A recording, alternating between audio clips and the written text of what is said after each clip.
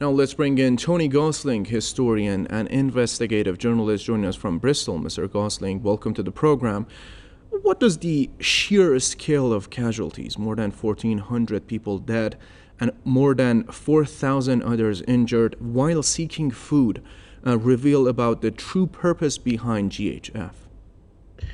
Well, I think it tells us we're not dealing with any ordinary organisation.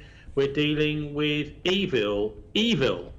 That is to say, people who take pleasure from the death, suffering, pain and killing of others. And this is actually their objective of the Gaza Humanitarian Foundation, if you can call them that. So in a way, what's happening through this evil is that the words like the humanitarian, like our wonderful George Orwell, the writer here in England, would suggest have been turned upside down. And of course, those people who are acting in this evil manner, they are the ones that need to be turned upside down, maybe have their heads buried in the sand. But look, this is a form of human sacrifice taking place here, and they seem to believe that they can somehow gain power from it. What they're trying to do, of course, is create chaos, create horror. 79 Palestinians killed in the last 24 hours. Some days there are almost 100 killed, trying to get aid, coming for food, starving, and they're murdered. Evil, of course.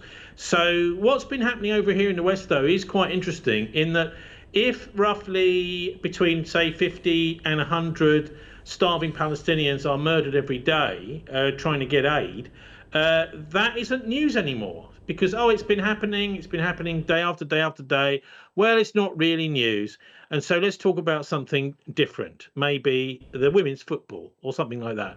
So it's a way of pushing these things off the headlines by keeping the killing going. So what's going on really here is these activities, these evil activities, are being normalized. And what is so extraordinary, I'd just like to put a shout out around the world for a guy called Dan Ashman in London, who has been going to the places like the UK Department for Justice to do visuals every day almost.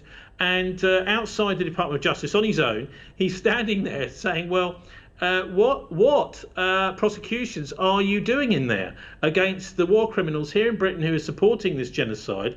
A reminder, of course, that the media are complicit. If you go back to World War II, you'll find several Nazi newspaper editors who supported what was happening, the Holocaust that was happening to the Jews. They were executed after the Nuremberg trials in 1946. So the London press are also culpable, but most culpable really are the people in the Department for Justice, who could quite easily be issuing arrest warrants for people in London who are giving material support to Israel at the moment, and particularly also, of course, to foreign visitors coming into London who should be being arrested at the airport, etc. Yes, Mr. Gosling, the international community has been silent, particularly the Western powers in this matter, as this foundation replaces legitimate UN relief operations, becomes a tool of starvation and mass killing. Your thoughts on that? Well, look, the United Nations should not be so weak and just roll over. They should be able to enforce these decisions and to enforce getting that aid in. And if that means asking permission of evil genocidalists, when of course this is a waste of time and a waste of breath. So the United Nations really needs to grow a pair and start to force its way in by whatever means, whether that's through some kind of a peacekeeping force or whether it's simply volunteer countries from around the world giving their armed forces, such as maybe the Chinese. It probably isn't wise for the Iranians to go into Gaza right now, but a neutral country of some kind like Ireland to escort these convoys in there. And I just knowing ex-military people as I do, you will find there are always drivers who are prepared to risk their lives to save the lives of others. There are always pilots, helicopter pilots. There are always aircrew of various sorts. There are always ex-military personnel who are prepared to put their lives in danger to help those in Gaza. And so the United Nations needs to mobilize those people around the world.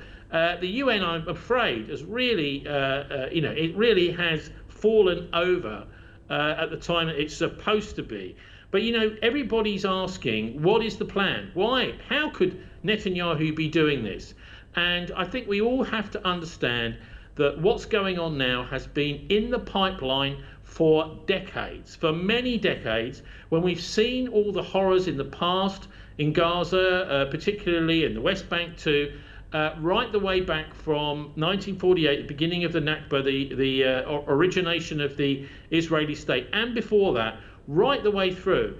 But if you really want to go back to the 15th of August, right. 1871, where there is a letter sent by Albert Pike in the United States to Mazzini in Italy, where they suggest this, what is looking like now a third world war. So that seems to me to be the playbook which Netanyahu is working to. And he cannot just say, like he did yesterday, I'm going to ignore the Supreme Court, I'm going to get rid of people. So what's happening, it really is now in Israel descending into dictatorship. The UN has to act. If it doesn't act, then this cancer will spread and thousands and possibly hundreds of thousands more people will die.